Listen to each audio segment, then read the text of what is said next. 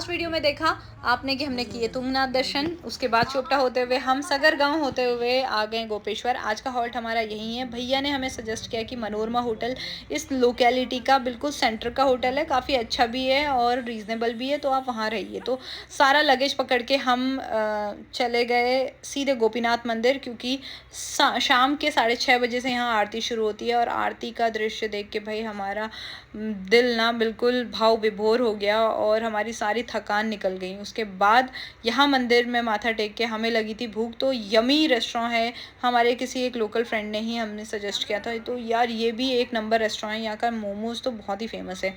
यहाँ पेट पूजा करने के बाद हम चले गए होटल और सुबह हमें निकलना था कल्पेश्वर के लिए। जी हाँ, आज हमें कल्पेश्वर के लिए निकलना है और हमने सोचा कि पहले हम गोपीनाथ जी के दर्शन करके आते हैं, वहाँ की वाइब्स एंजॉय करके आते हैं, क्योंकि रात को एक तो लेट था और ऊपर से भक्ति का माहौल इतना ज़्यादा था ना कि हम वो बस भक्ति रस में बह गए। मतलब हमें ऐसा लगा कि मतलब हमारा जीवन सफल हो गया, तृप्त हो गया। और डिवाइन एनर्जी और ये ऐसी ड्रग है ना, एक बार आप इसको ले लो तो फिर आप नहीं निकल सकते, आप वहीं के होके रह जाते हो।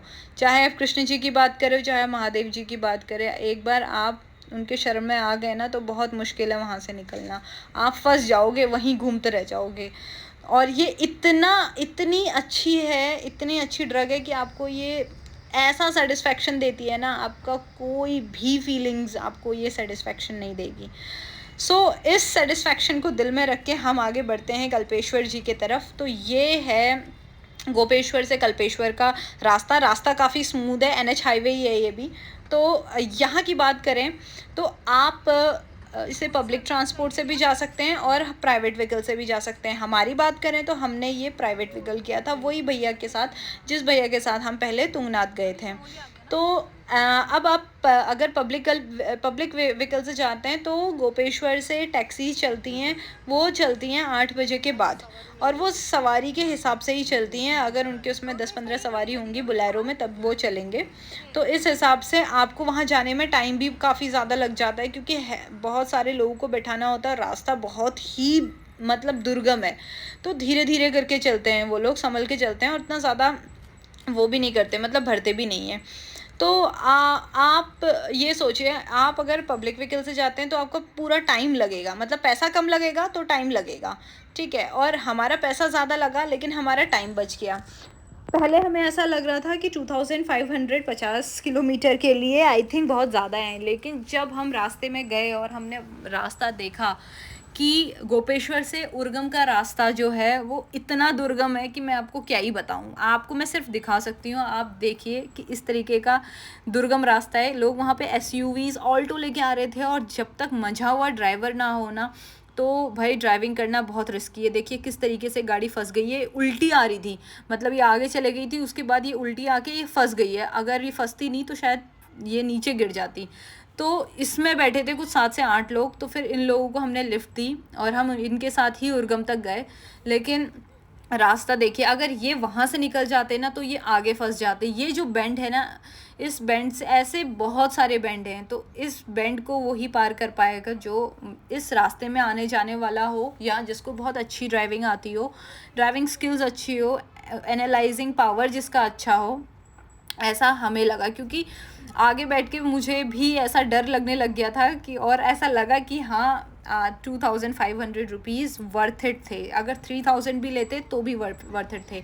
लोकलाइट से बात करने पे हमें पता चला कि ये रास्ता 2 दिन पहले ही खुला है, अदरवाइज़ ये रास्ता बंद रहता है। कल्पेश्वर के लिए वैसे तो आप कभी भी आ सकते हैं, ये हमेशा खुला रहता है। 5 केदार में से एक केदार है जहाँ भगवान शिव जी के जटाओं की पूजा होती है। लेकिन ये यहाँ का रास्ता इतना दुर्गम है कि मैं क्या ही बताऊँ। और ये जो कल्पेश्वर मंदिर है, ये है उर्गम वैली जो है, उर्गम विलेज है, उर्गम गांव है, उसके पास में है कल्पेश्वर मंदिर। ये वैली बहुत ही ब्यूटीफुल है अनडाउटेडली। पानी के झरने, हरी हरी वादियाँ, उसके बाद वाइट कलर का क्लाउड्स, फिर नीला कलर का आसमान, ग्रीन कलर की पहाड़ियाँ, बहुत ही ब्यूटीफुल लग रहा था। लेकिन वही है, जो चीज़ जितनी सुंदर होती है ना, वहाँ तक जाने का रास्ता उतना डिफ़िकल्ट होता है। यहाँ आपको होम स्टेज़ और ये सारी सुविधा इजीली मिल जाएगी, गांव में ही है। ये है ब्रिज, इसको पार करके हमें जाना है कल्पेश्वर मंदिर। ये है एंट्रेंस, आप वहाँ यहाँ पे हाथ पैर धो सकते हैं और उसके बाद हम सीधे मंदिर की तरफ चलते हैं। मंदिर में पुजारी जी द्वारा आप प्लेट ले सकते हैं, मतलब जो थाल वाल है पूजा करा सकते हैं। यहाँ पे पुजारी जी पूजा करते हैं, जलाभिषेक करते हैं। थोड़ी देर बैठिए, वाइब्स एंजॉय कीजिए, मेडिटेशन कीजिए। यहाँ पे 12 ज्योतिर्लिंग भी हैं। अब मेरा नेक्स्ट टारगेट है कि मैं 12 ज्योतिर्लिंग कंप्लीट करूँ। ये है 12 ज्योतिर्लिंग के एक साथ दर्शन मैंने आपको कराए हैं। उसके बाद यहाँ पे एक शिव जी की जटाओं में, मतलब यहाँ पे जो जटा रूपी एक पहाड़ सा बना हुआ है, उसमें हल्का सा जल भी आता है। उस जल को आप ज़रूर टेस्ट करिएगा, बहुत ही मीठा होता है उसका पानी। ये हमें पंडित जी ने ही बताया। उसके बाद हमने यहाँ से विदा ली। बहुत ही अच्छा लगा उर्गम वैली में आके और कल्पेश्वर जाके, और मैंने सोचा नहीं था कि मेरे को चांस मिलेगा कि मैं कल्पेश्वर भी करके आऊँ। ये सिर्फ डेस्टिनी है, वही है, सारी चीज़ें पहले से लिखी हुई हैं, बस आप करते रहिए काम। तो यहाँ जाना हमारा शायद लिखा हुआ था, इसलिए हमारा प्लान बनते बनते बन गया और हमारे 4 मंदिर कंप्लीट हो गए हैं, जैसे रुद्रनाथ, उसके बाद तुंगनाथ, उसके बाद कल्पेश्वर और गोपीनाथ मंदिर।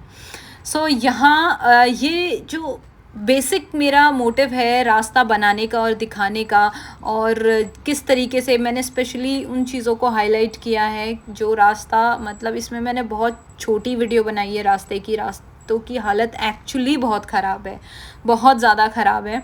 तो मैं तो आपसे ये बोलूँगी, अगर आप अपने गाड़ी से भी आते हैं ना, तो भी आप हायर कर ही लीजिए, क्योंकि जो ड्राइवर्स होते हैं ना, उनको पता होता है कि कहाँ पे क्या बैंड है, कैसे चलना है, कैसे नहीं चलना है। वो लोकलाइट्स की हेल्प भी लेते हैं, और लोकल लैंग्वेज होने के कारण आपको थोड़ा सेफ़ फील होता है। तो क्योंकि इससे पहले जो मैंने एसयूवी दिखाई है, वो भी वैसे तो वो कुमाऊं से ही थे, उत्तराखंड से थे, लेकिन वो भी ड्राइव नहीं कर पाए थे। तो ऐसे काफ़ी लोग थे, हम सब लोगों को लिफ्ट नहीं दे सकते, लेकिन कुछ लोग थे जिनको हमने lift the. So this is all about Kalpeshwar. हम वापस आ गए हैं गोपेश्वर में, और उसके बाद आज का हमारा स्टे यहीं है, और उसके बाद हम कल सुबह निकलेंगे यहाँ से। होप आपको वीडियो अच्छी लगे, और इसमें जो मैंने इन्फॉर्मेशन दी है, होप वो आपके काम में आए।